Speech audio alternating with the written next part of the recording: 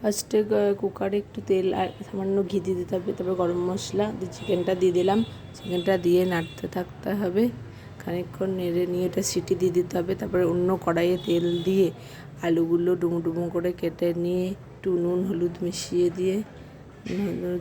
নিয়ে ভালো করে আলুগুলো মাখিয়ে একটু তেল আর সামান্য একটু বাটার দিয়েছিলাম, দিয়ে আলুগুলো ভালো করে লাল লাল করে ভেজে নিতে হবে।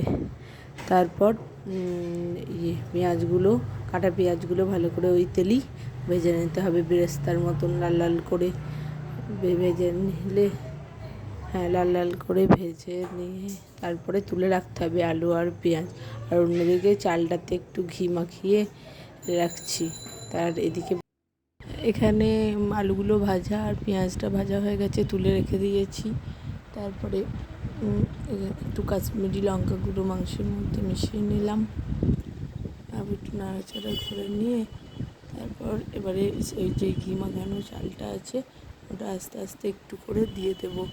চালটা দেওয়া হয়ে গেছে, আর একটুখানি আছে দিয়ে দিলাম, আর ওর যে জলটা ছিল চালের ওটাও দিয়ে দিলাম, দিয়ে একটু ভালো করে নাড়াচাড়া করে প্রয়োজন মতো জল দিতে হবে। যদি 2 কাপ 1 কাপ চাল হয় তো 2 কাপ জল, যদি 2 কাপ চাল হয় তো 4 কাপ জল, ডবল যতটা চাল নেবেন যেই মাপে, মানে যেই কাপের মাপে চাল নেবেন সেই মাপেই জল দিতে হবে। এটাই রেশিও, যেই কাপে চাল নেবেন ওই কাপের মাপেই জল দেবেন। বাস, তারপরে এটা ভালো করে করতে দিতে হবে।